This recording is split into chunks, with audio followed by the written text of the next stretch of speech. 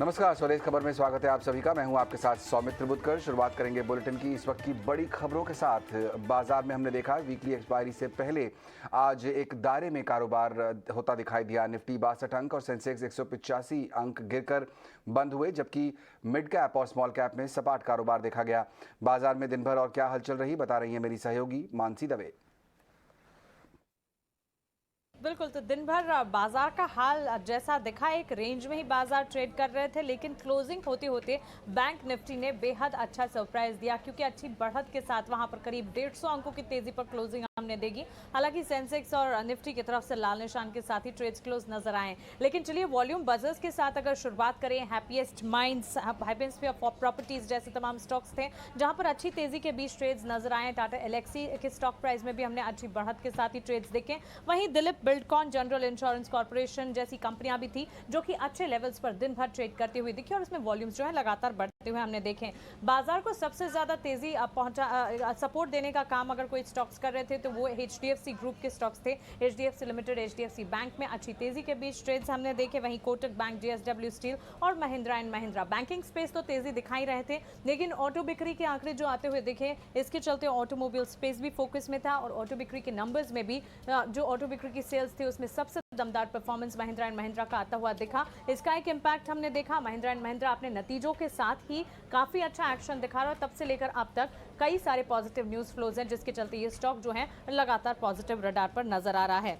बिकवाली का दबाव कहां पर दिखा? Infosys, HUL, HCL Technologies, Sun Pharma जैसे स्टॉक्स थे, बजाज फिनसर्व जैसे स्टॉक्स थे जो कि लाल निशान के साथ दिन भर गिरावट पर ट्रेड करते हुए दिखे। और जब क्लोजिंग हुई, इन्फोसिस कुछ हद तक संभला जरूर, लेकिन HUL, HCL Technologies, Sun Pharma जैसे स्टॉक्स में हमने बिकवाली देखी। इसके अलावा मिड कैप में gaining momentum Torrent Power, BL, Prestige Estate और रियल एस्टेट स्पेस भी फोकस में था। हमने देखा काफी हद तक प्रेस्टीज एस्टेट में, मिड कैप स्पेस में अच्छी तेजी के बीच कामकाज दिखा। हेमिस्फीयर प्रॉपर्टीज भी अच्छी तेजी पर ट्रेड कर रहा था, तो कुछ हद तक यहाँ पर रियल एस्टेट स्पेस पर नजर थी। ऑफकोर्स मई के मुंबई के सेल्स जो रजिस्ट्रेशन डेटा रियल एस्टेट के आए वो काफी अच्छे आए हैं, जिसके चलते मुंबई रियल एस्टेट स्पेस में फोकस होना चाहिए था, लेकिन वहां पर इतना बड़ा मोमेंटम न्यूज बेस्ड इंपैक्ट नहीं दिखा। लेकिन इसके अलावा Prestige estate south based company है जो कि मुंबई में वेंचर करने के बारे में सोच रही है, उसमें अच्छी तेजी दिखी। हेमिस्फीयर प्रॉपर्टीज भी इसी के तर्ज पर यहाँ पर फोकस में जरूर दिखा।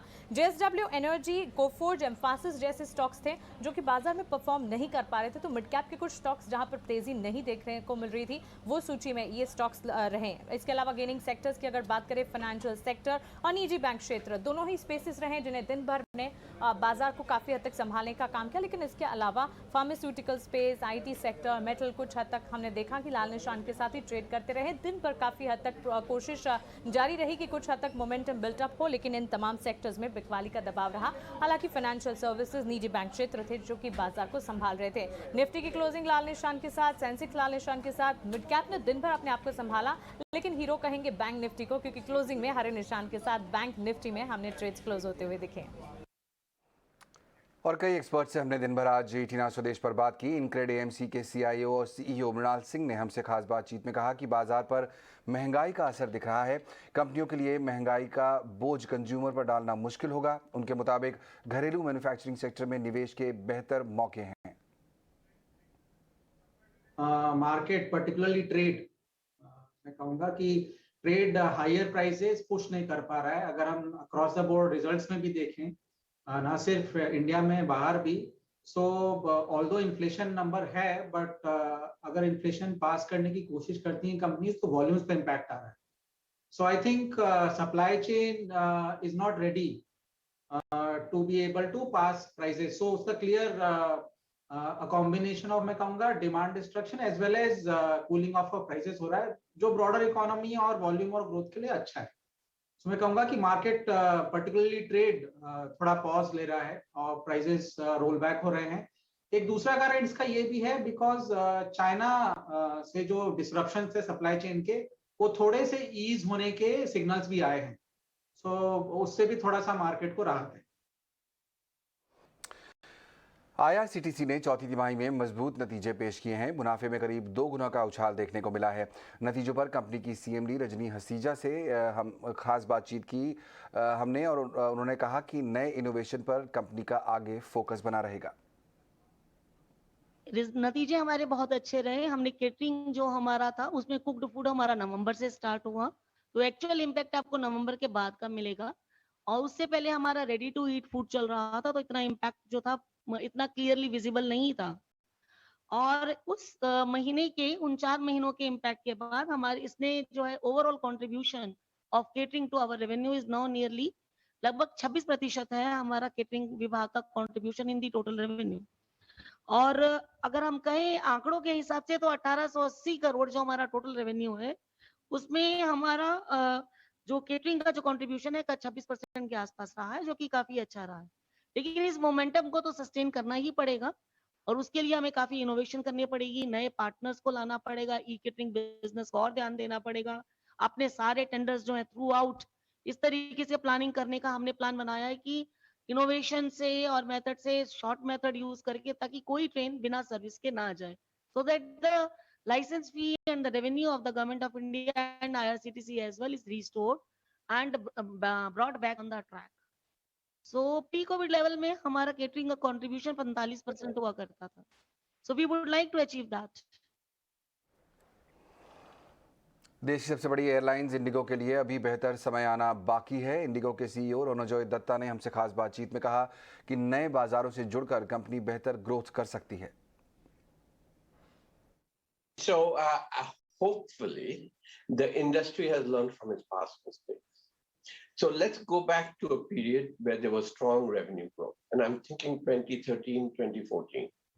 That time Indian economy was strong, GDP was great, airline revenues were going up. But the players all went after volume to the detriment of price. So in a strong revenue environment, people were losing money, people were going broke, all because everyone started chasing volume. This time round, I would say it truly is different, as shown by the last 3-4 months. The industry is behaving quite maturely, quite wisely, and saying, yeah, volumes are important, but hey, with these sort of fuel prices, we better keep the yields up. So that's the environment we are in, and I think we've learned from our past mistakes. And I am encouraged by the fact that both Akasa and Jet have seasoned veterans who've been through the industry cycle. So I don't expect them to come and score self goals by reducing yields and chasing volumes. They'll go broke faster than we will. So yes, I expect the industry to be more mature, and competition is always an issue. But look, you can't get too distracted by competition. We have 5 other guys, they'll each have their own little niche, they'll each have their own little business model, they'll have their own little strategy. We can't go tying ourselves in knots trying to figure out who's doing what. We have to focus on ourselves. We'll say, what is our position? What is our strategy? What makes sense for us? Let's just execute well. So that's what we're going to do. And like I said, the fundamentals of the business are very strong. Our market position is very strong. Our processes are very robust. So all of that put together make me very optimistic. ET now स्वदेश को सूत्रों के हवाले से खबर मिली है कि Indigo airlines Ranchi airport पर दिव्यांग शख्स के साथ हुई घटना से सबक लेते हुए एक इंटरनल स्टडी करवाने जा रही है। इस स्टडी के बाद एक स्टैंडर्ड ऑपरेटिंग प्रोसीजर तैयार करवाया जाएगा, जहां दिव्यांग यात्रियों को एयरपोर्ट और एयरक्राफ्ट के भीतर कोई परेशानी न हो। क्या है ये पूरी खबर, जानने के लिए चलेंगे मेरे सहयोगी समीर दीक्षित के पास। समीर, बताइए क्या डिटेल्स हैं इस खबर को लेकर आपके पास? एयरपोर्ट पे और साथ ही एयरक्राफ्ट के भीतर स्पेशली एबल्ड पैसेंजर या फिर दिव्यांग को बेहतर तरीके से हैंडल करने के लिए, खासकर जब वो डिस्ट्रेस्ड फील कर रहे हो, इसको लेकर के इंडिगो एयरलाइन एक इंटरनल केस स्टडी करेगी।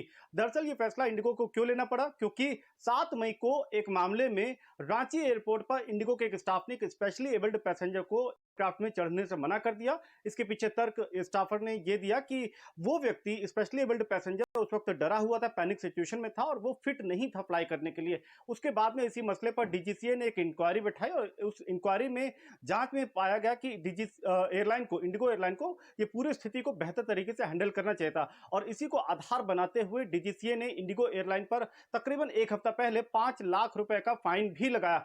अब जाकर के इंडिगो इसी मसले को लेकर के, यानी कि स्पेशली एबल्ड पैसेंजर को एयरपोर्ट पर और आने वाले समय में अगर ऐसी कोई दोबारा स्थिति उत्पन्न होती है तो स्टाफ ऐसी स्थिति को कैसे हैंडल करे, इन तमाम पहलुओं को देखते हुए एक इंटरनल केस स्टडी करेगा। माना ही जा रहा है कि बहुत जल्द इंडिगो एक एसओपी या फिर गाइडलाइन जारी कर सकता है अपने स्टाफ के लिए कि वो ऐसी स्थिति में क्या किन नियमों का पालन करे, क्या कुछ वो एक्शन उनको लेना चाहिए। तो ये एक बड़ा कदम इंडिगो इस मसले पर यहाँ पर उठाता हुआ कि इंटरनल केस स्टडी करेगा। और ये भी सूत्रों से पता चला है कि जो डीजीसीए का फैसला था 5 लाख रुपए का फाइन लगाने का, डीजीसीए के इस फैसले को इंडिगो एयरलाइन चुनौती नहीं देगा, वो इसको किसी भी तरीके से इसका विरोध नहीं करेगा।